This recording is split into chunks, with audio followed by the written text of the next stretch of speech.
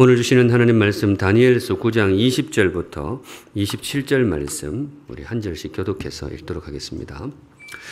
내가 이같이 말하여 기도하며 내 죄와 내 백성 이스라엘의 죄를 자복하고 내 하나님의 거룩한 산을 위하여 내 하나님 여호와 앞에 간구할 때 곧 내가 기도할 때에 이전에 환상 중에 본 그 사람 가브리엘이 빨리 날아서 저녁 제사를 드릴 때 즈음에 내게 이르더니 내게 가르치며 내게 말하여 이르되 다니엘아 내가 이제 네게 지혜와 총명을 주려고 왔느니라. 곧 네가 기도를 시작할 즈음에 명령이 내렸으므로 이제 네게 알리러 왔느니라. 너는 크게 은총을 입은 자라. 그런즉 너는 이 일을 생각하고 그 환상을 깨달을지니라.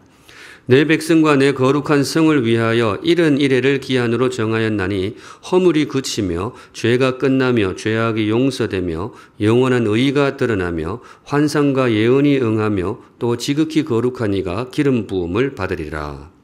그러므로 너는 깨달아 알지니라. 예루살렘을 중건하라는 영이 날 때부터 기름 부음을 받은 자 곧 왕이 일어나기까지 7일에와 62일에가 지날 것이요 그 곤란한 동안에 성이 중건되어 광장과 거리가 세워질 것이며 62일의 후에 기름 부음을 받은 자가 끊어져 없어질 것이며 장차 한 왕의 백성이 와서 그 성읍과 성소를 무너뜨리려니와 그의 마지막은 홍수에 휩쓸림 같을 것이며 또 끝까지 전쟁이 있으리니 황폐할 것이 작정되었느니라. 그가 장차 많은 사람들과 더불어 한 일해 동안의 언약을 굳게 맺고 그가 그 일해의 절반의 제사와 예물을 금지할 것이며 또 포악하여 가정한 것이 날개를 의지하여 설 것이며 또 이미 정한 종말까지 진노가 황폐하게 하는 자에게 쏟아지리라 하였느니라 하니라. 아멘.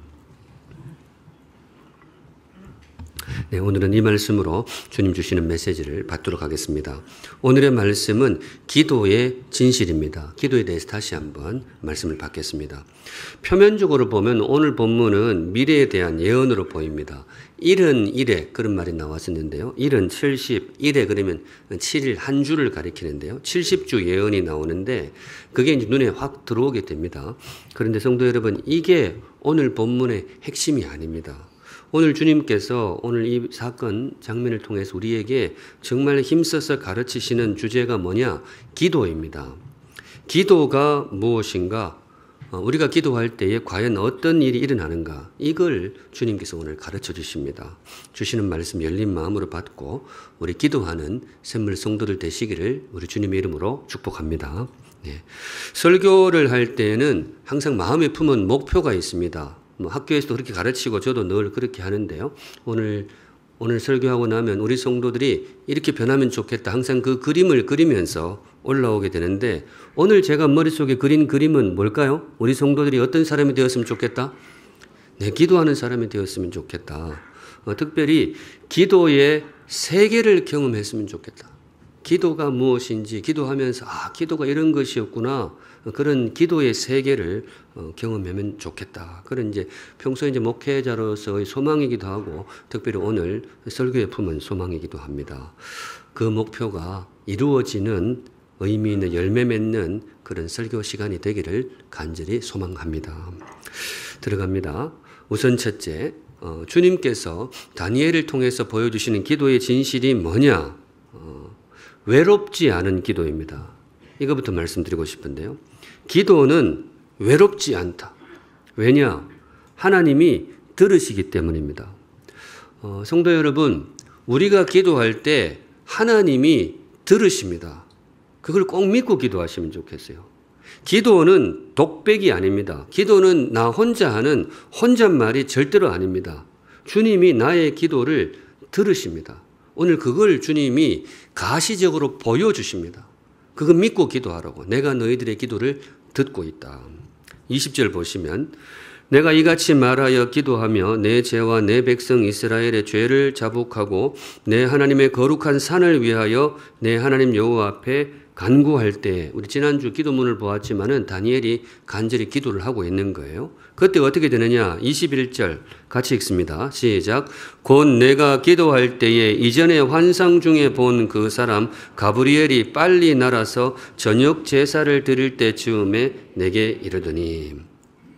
가브리엘, 주님의 사자 혹은 천사로 흔히 일컫는 인물인데요. 이분이 다니엘에게 급히 찾아오게 됩니다. 다니엘을 찾아오는 거예요. 이게 무슨 의미일까? 무슨 의미일까요? 주님의 응답입니다. 주님께서 다니엘이 기도할 때 그걸 들으시고 응답하신 거예요.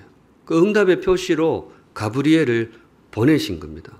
그 모습을 하나님이 우리에게 보여주시는 거죠. 우리 성도 여러분, 이 말씀이 기도하는 저와 여러분에게도 임할 줄로 믿습니다. 네, 기도하실 때 그 기도를 품고 기도하시기 바랍니다. 주님이 정말 우리의 기도를 들으십니다. 제가 참 존경하는 여자 선교사님이 한 분 계신데요. 필리핀에서 사역하시는데 참 귀한 분입니다. 주변 분들이 이분을 두고 작은 거인 이렇게 불러요. 혹은 작은 영웅 그렇게 부릅니다. 우리 고신 분위기에서 어떤 특별한 사람을 좀 과하게 높이는 것 다들 좀 싫어하시거든요. 그런데 이분에게는 대체로 다 그렇게 해요. 제가 봐도 이분한테는 그렇게 과한 이름이 아니다는 생각이 드는 것이 이 선교사로서 이분이 펼쳐가시는 사역이 정말 어마어마합니다. 저도 한 10년 전쯤에 한번 다녀온 것 같아요. 다시 한번 갈 기회가 있으면 좋겠다 생각이 드는데 그 오지의 교회를 정말 그 처녀의 몸으로 한평생 혼자 사시면서 어마어마하게 펼쳐 놓았어요. 굉장히 하여튼 놀랍습니다. 그런데 제가 이제 그분 사역지에 가서 제일 인상 깊었던 게 뭐냐? 그 밤에 말 타고 들어가서 예배 드리고 하는 그런 사역이 펼쳐지는 그런 장도 굉장히 인상 깊었지만은 저한테는 이분의 기도가 제일 인상적이었어요.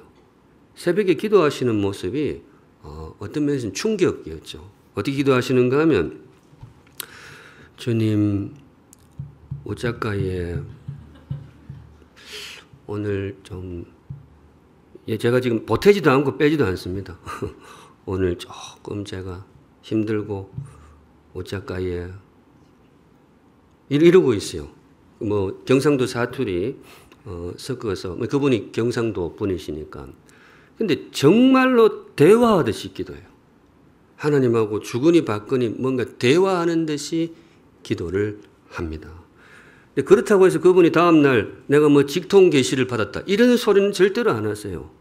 그런 류는 아닙니다. 그런데 제가 거기 한 4, 5일을 같이 있었던 것 같은데 제가 새벽기도 인도했던 적도 있고 기도하시는 모습을 쭉 보았는데 늘 그래요. 주님 옷작가에 이러고 있는 거예요. 성도 여러분, 그분이 왜 그렇게 기도를 할까요? 믿기 때문에.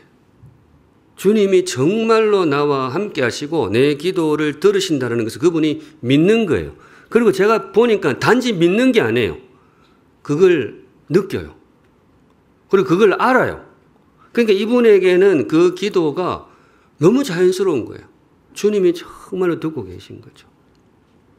제가 그분의 그 사역 정말 어마어마한데 저는 그 사역의 중심에 그 이분의 기도가 있다고 봐요. 주님 어찌할까요? 이러고 있어요. 아침마다. 우리 사랑하는 샘물 성도 여러분, 이분의 이야기만은 아닙니다. 우리도 정말 믿음으로 나아갈 때에 우리의 기도도 하나님이 들으십니다. 네. 기도는 단지 우리 입의 활동만이 아닙니다. 하나님의 귀가 동력합니다. 그분이 기도를 들으십니다. 그래서 제가 드리고 싶은 말씀이 하나 있는데요. 성도 여러분, 기도할 때에 기도의 언어를 정갈하게 하시기 바랍니다. 물론 교회마다 기도의 색깔도 있고 그렇지만은 저도 기도를 뜨겁게 하고 기도를 크게 하고 하는 거 되게 좋아합니다. 그렇게 하는 거 참 좋다고 생각해요. 성도들 그렇게 많이 기도하시면 좋겠어요. 그런데 주의하실 것은 뭔가 하면 소위 기도할 때 정신줄을 놓으면 안 됩니다. 자기의 의식을 거치지 않은 정제되지 않은 그런 소리가 마구 튀어나오는 기도는 절대로 좋은 기도 아니에요. 저는 아니라고 봐요. 그 귀하신 분이 눈앞에 있으면 그렇게 하겠냐고요. 물론 정말 간절한 기도가 있고 답답할 때는 그분의 바지가랑이를 붙들 수 있지만 그래도 그 언어의 그 울타리가 있습니다. 귀한 분한테 함부로 막 그렇게 할 수는 없잖아요. 다니엘의 기도문을 우리가 지난주 보았는데 그 기도문이 작성이 되잖아요. 이게 뭔가 하면 언어를 이분이 정갈하게 준비를 했다라는 거예요. 기도는 저는 그게 정말로 중요한 기도자의 태도라고 봐요. 예, 언어를 예법을 갖추어서 기도하시기 바랍니다. 왜냐? 우리 하나님 우리의 기도를 뭐예요? 듣고 계십니다. 그분의 귀에다가 정말로 기도하시기 바랍니다. 오늘 성경에서 눈여겨볼 대목이 한 가지가 있는데요. 가브리엘이 다니엘을 찾아온 시간을 기록합니다. 몇 시에 찾아왔는지. 21절 말미에 나오는데요. 저녁 제사를 드릴 즈음에 이렇게 나와요.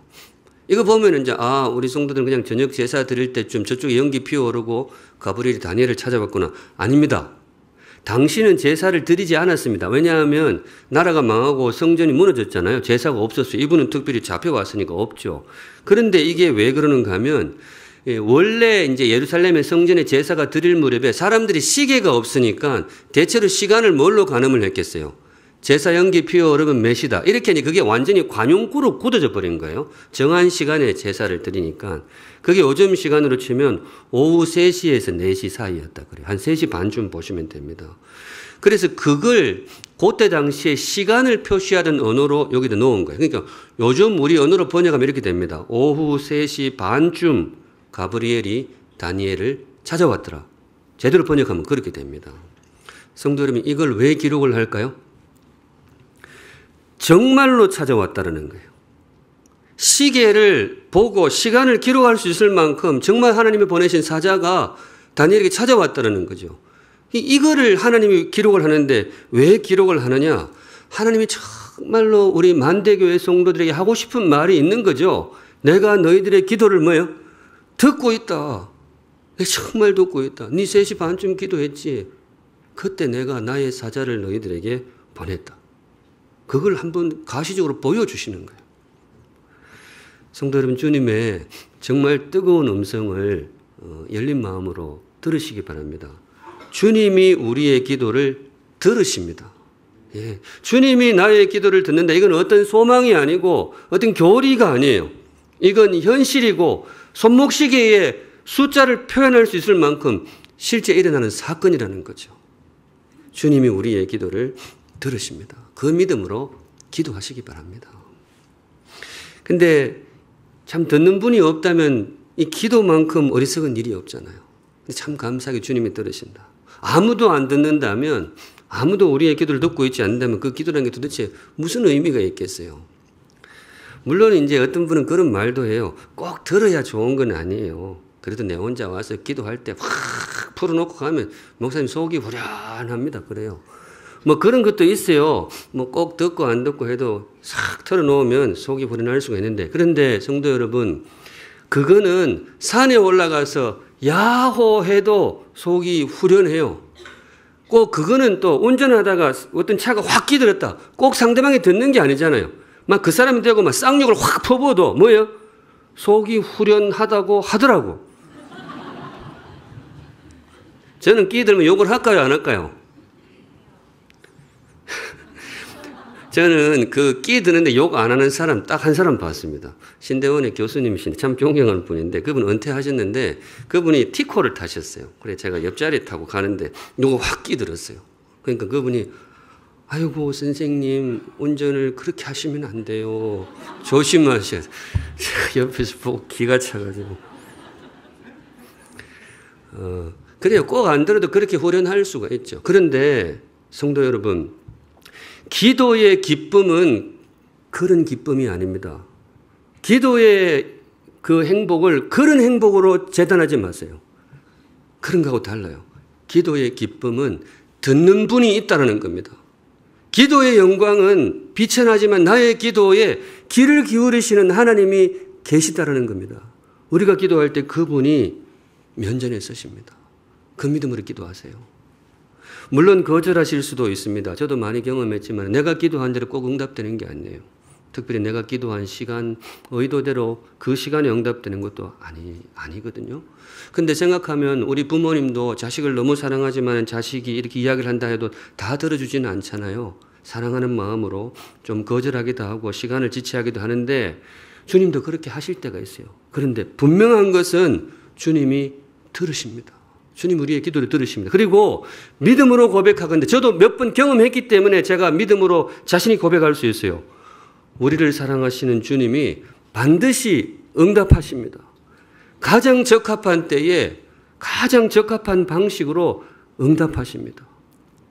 저도 몇 번 정말 진하게 경험했기 때문에 제가 자신 있게 말씀드릴 수 있어요. 주님이 들으시고 그분의 지혜를 가지고 그분의 사랑을 가지고 반드시 응답하십니다. 믿음으로 기도하시고 기도 가운데 하나님을 만나시는 우리 복된 샘물 성도들 되시기를 주님의 이름으로 축복합니다. 아멘. 한 걸음 나가서 두 번째 주님께서 보여주시는 기도의 진실이 뭐냐? 벽돌이 되는 기도입니다. 제가 지난주에 살짝 언급했는데요. 성도 여러분, 우리의 기도는 하나님 나라의 벽돌이 됩니다. 다른 말로 주님께서 우리의 기도를 사용하십니다. 역사를 이루어가는 동력으로, 좀 언어가 큽니다.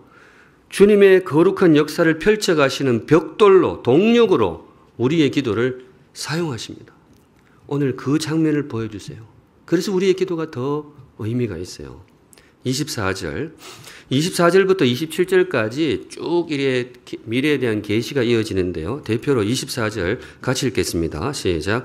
내 백성과 내 거룩한 성을 위하여 이런 이래를 기한으로 정하였나니 허물이 그치며 죄가 끝나며 죄악이 용서되며 영원한 의가 드러나며 환상과 예언이 응하며 또 지극히 거룩한 이가 기름 부음을 받으리라.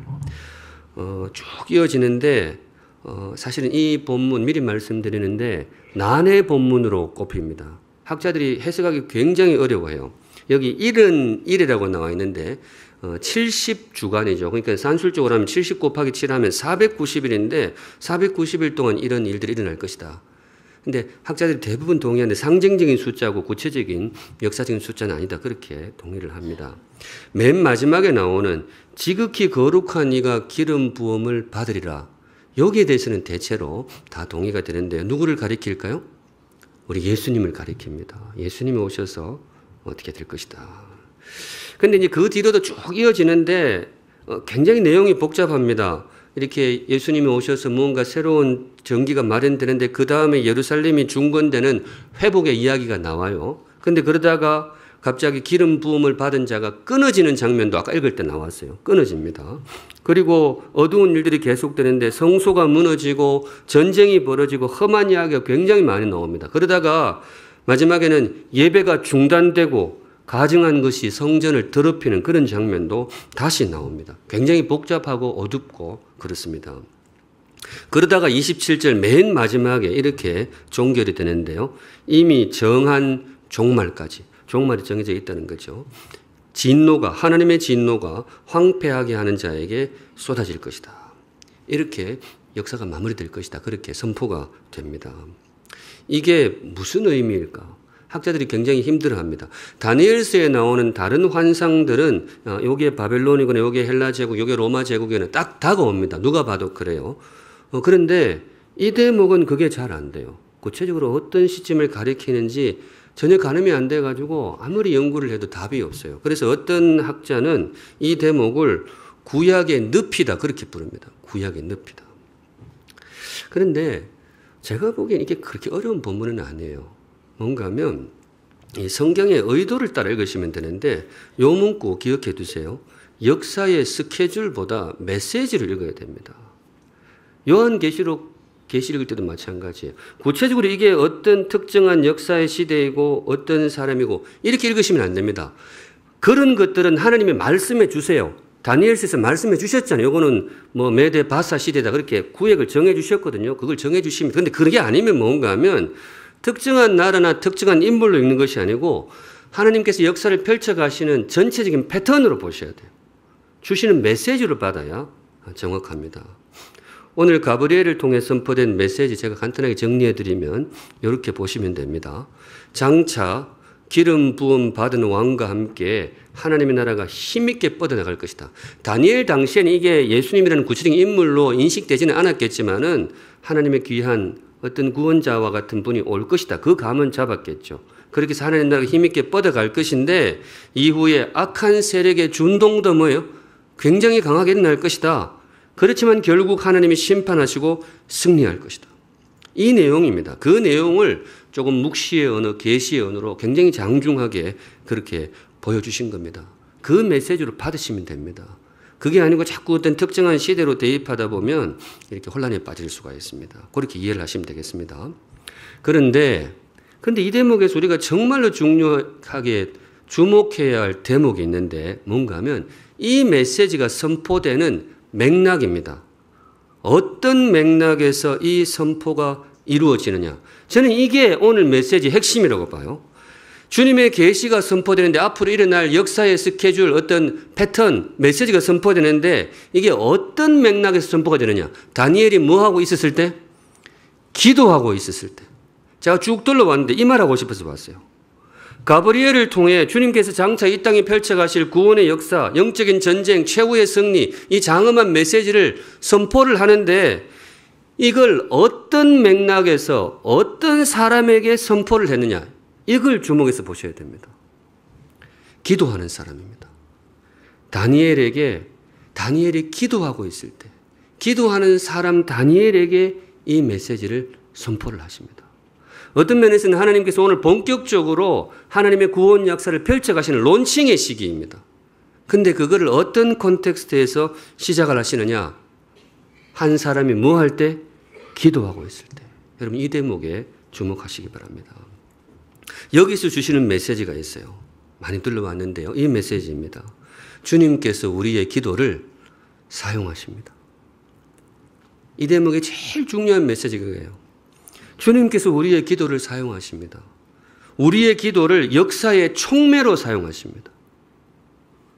우리의 기도를 역사의 동력으로 사용하십니다. 오늘 이 장엄한 구원 역사가 하나님 펼쳐가시고 시작을 하는 그런 단계인데 다니엘의 기도를 어떤 면에서는 기점으로 삼습니다. 기도하는 한 사람. 성도 여러분, 우리의 기도는 사소하지 않습니다. 기도는 정말로 중요합니다. 그냥 사람들 눈에는 뭐 눈 감고 손 모으고 기도하는 그건 뭐냐 그렇게 가볍게 볼 수 있어요. 내가 잘 모르니까 그래요. 그런데 적어도 역사의 주인이신 하나님의 눈에는 기도가 정말 중요해요. 역사의 주인이신 하나님의 눈에는 기도가 정말 중요한 기점이 되고 기도가 정말로 중요한 동력이 됩니다. 여러분 그 마음으로 기도하시기 바랍니다. 지난주에 제가 시대를 품고 기도하자 그렇게 말씀을 드렸는데 내 개인의 기도도 있지만은 주의 말씀 따라서 이 시대를 품고 기도할 때에 여러분 그것이 우리가 생각하는 것보다 훨씬 거대한 의미가 있을 것입니다. 주님이 기도를 중요시하기 때문에 그렇습니다. 믿음으로 받으실 분은 기도에 관한 진실로 받으시기 바랍니다. 네, 그 믿음으로 기도하시면 좋겠어요. 제가 어느 책에서 본 문구인데요. 오늘 말씀하고 되게 잘 어울립니다. Without God we can't, without us God won't. 풀면 하나님이 없이는 우리는 뭐예요? 아무것도 할 수 없어요. 하나님 없이는 할 수 없어요. 그런데 하나님도 좀 그런 게 있어요. 우리 없이는 하나님은 뭐예요? 할 수는 있어요. 그분 우리 없이도 할 수는 있어요. 그런데 그분은 안 해요. 그분의 소신입니다. 하나님 없이는 우리가 아무것도 할 수 없지만은 우리 없이는 하나님은 아무것도 하지 않으신다. 이걸 한 문장으로 줄이면 뭐가 되느냐? 사람을 통해 일하시는 하나님입니다. 하나님은 태초에 그 첫날부터 고르셨어요. 어떻게 하든지 역사를 펼쳐가실 때 사람을 통해 일할 것이다. 사람이 없으면 안 해요, 하나님은. 사람을 통해 일하시는데 오늘 여기에 한 문구 덧붙일 수 있습니다. 뭐 하는 사람을 통해? 기도하는 사람을 통해 일하시는 하나님.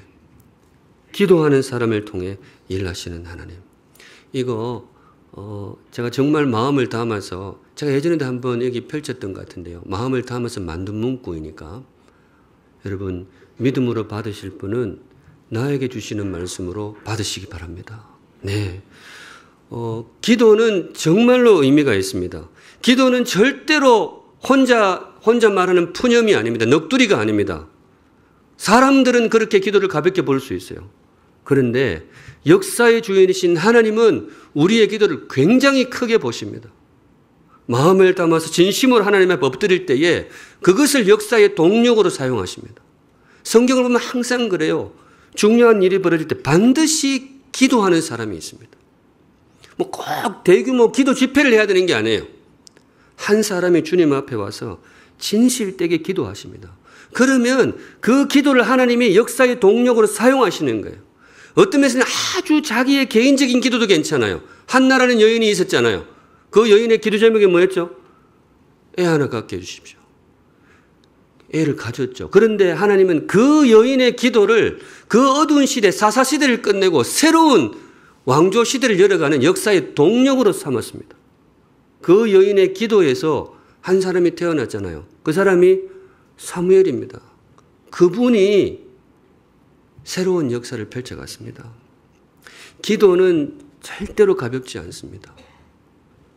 합당한 마음으로 주님 앞에 엎드릴 때에 저와 여러분 그렇게 눈에 띄는 인생이 아닐 수 있지만 이 땅의 역사에 참여하는 통로가 될 것입니다. 이 기도의 세계를 경험하는 복된 인생 되시기를 우리 주님의 이름으로 축복합니다. 아멘. 마지막으로 주님께서 우리에게 선포해 주시는 기도의 진실이 뭐냐? 이것도 마음에 새기시면 좋겠는데요. 존귀함입니다. 존귀함을 주는 기도. 성도 여러분, 기도가 우리에게 존귀함을 선물합니다. 한 번뿐인 인생 존귀한 사람이 되어야 되지 않겠어요? 기도가 그렇게 해요. 다른 말로 온 세상의 주인이신 주님께서 기도하는 사람을 존귀하게 여기십니다. 오늘 본문에 그게 나와요. 23절 곧 내가 기도를 시작할 즈음에 명령이 내렸으므로 이제 내게 알리러 왔느니라. 많은 목사님들이 이 부분 가지고 그렇게 설교를 합니다. 기도의 응답, 이미 다니엘이 기도를 시작할 때 응답이 시작이 되었는데 그 응답이 당도하는 시기까지 좀 시간 인터벌이 걸렸다. 그러니까 믿음으로 기도해라. 예, 정말 그런 의미입니다. 주님은 이미 기도의 응답을 시작하셨는데 나에게 당도할 때까지 시간이 걸릴 수가 있어요. 그런데 저는 이 대목에서 더 눈여겨보고 싶은 대목이 뒷부분입니다. 뒤에 너는 크게 뭐예요? 은총을 입은 자라. 다니엘을 향해서 가브리엘이 와가지고 그렇게 이야기해요. 다니엘아, 너는 크게 은총을 입은 자라. 이걸 문자 그대로 번역하면 이렇게 된다고 해요. 값진 보석 같은 사람아. 이름이 좋잖아요. 천사가 와가지고 누군가를 보고 다니엘아, 너는 값진 보석과 같이 빛나는 인생이니라. 이걸 이제 풀어서 읽으면 존귀한 자. 제가 그래서 존귀한 사람 그렇게 왔습니다. 참 귀한 이름이죠. 누군가가 나를 향해서 이 값진 보석과 같은 사람아, 얼마나 기분이 좋겠어요. 이 이름이 도대체 어디서 왔을까? 왜 하나님이 다니엘에게 이 귀한 이름을 주셨을까? 이유를 생각하면 떠오르는 게 많아요. 다니엘이 워낙 정결한 사람이고 워낙 신실한 사람이었기 때문에 그랬을 것이다.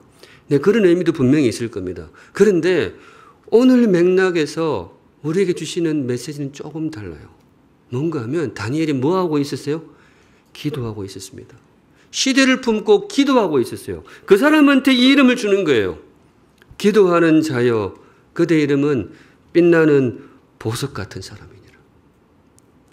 기도하는 다니엘아, 너의 이름은 정말 반짝반짝 빛나는 보석 같은 사람이니라.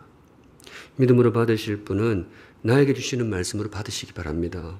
사람이 앉을 수 있는 가장 존귀한 자리가 어디일까?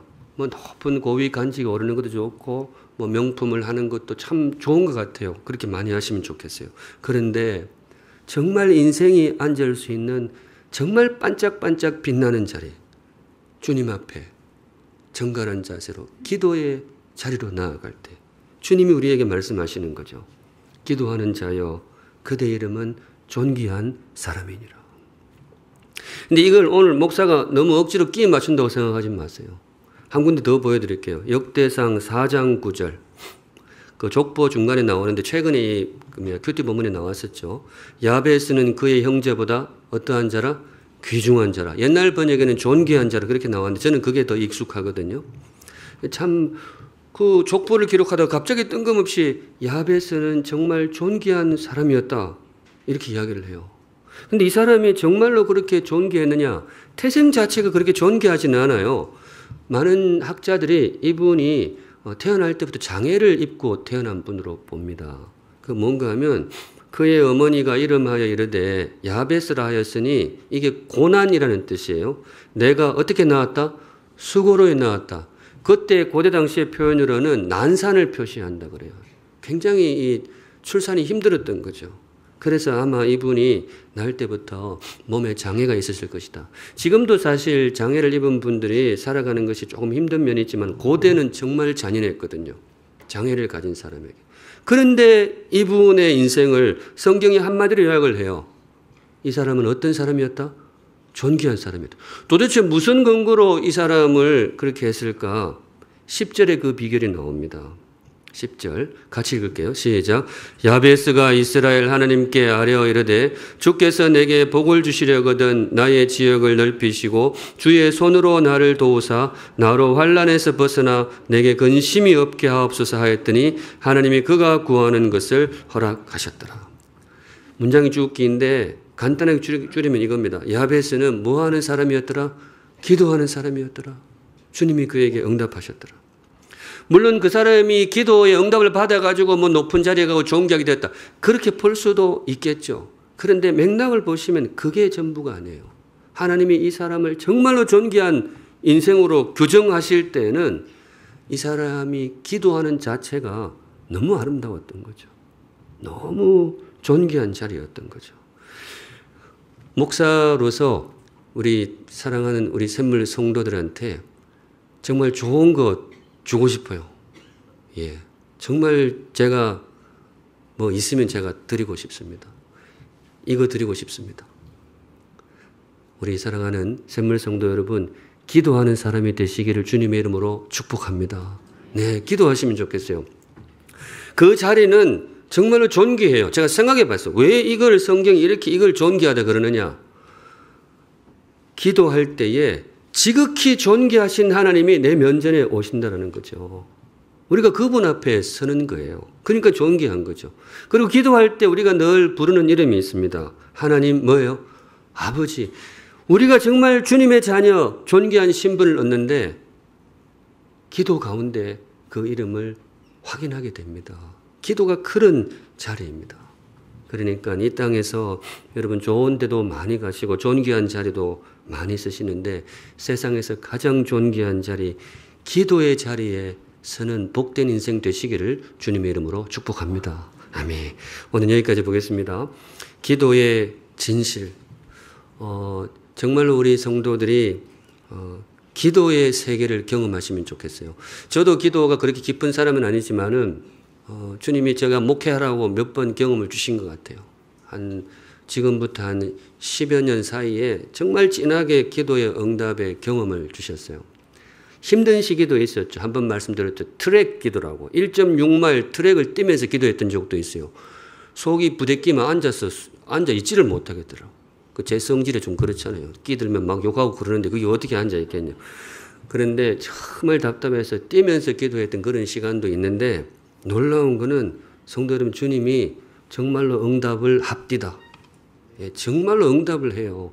근데 내가 딱 그 생각하던 시기는 아닌데 나중에 지나고 보니까 그때 응답되는 것이 저에게 훨씬 더 행복하고 절묘했다라고 정말 진심으로 고백하게 됩니다.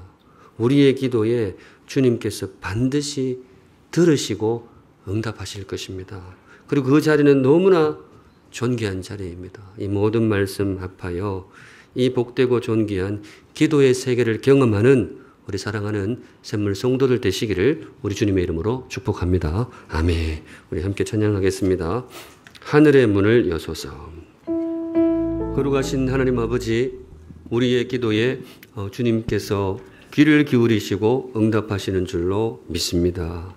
믿음으로 기도한 우리 사랑하는 샘물 성도들의 간절한 간구에 특별히 귀를 기울여 주시고 주님께서 꼭 응답하여 주시옵소서. 바로 없기는 주님이 정한 시간보다 조금만 앞당겨 주시면 우리의 기도가 조금 더 힘을 얻을 수 있을 것 같습니다. 우리 성도들의 마음에 인내도 주시고 주님의 긍휼도 베풀어 주시어서 우리 사랑하는 샘물 성도들 기도의 세계를 경험하고 기도 안에서 하나님 만나는 존귀한 인생 되게 하여 주시옵소서. 아멘. 거룩하신 하나님, 오늘도 성도들 귀한 예물 하나님께 올려드립니다. 우리 성도들의 간구와 또 고백과 감사의 제목, 특별히 기도의 제목 세밀하게 살펴주셔서 우리 사랑하는 주의 백성들을 가장 복되고 제일 선하고 존귀한 길로 인도하여 주시옵소서. 아멘. 지금은 겟세마네 동산에서 간절히 기도하심으로 우리에게 기도의 모범이 되어주신 우리 구주 예수 그리스도의 은혜와 우리의 영원한 아버지이신 우리의 기도에 응답하시는 하나님 아버지의 변함없으신 사랑하심과 우리를 기도의 자리로 이끌어 주시고 기도의 세계를 경험하게 도전해 주시는 성령 하나님의 임재하심이 머리 숙여 주를 예배하는 사랑하는 모든 샘물 성도들의 삶과 걸음 위에 또 기도 위에 이제로부터 영원까지 항상 함께 계실지어다. 아멘.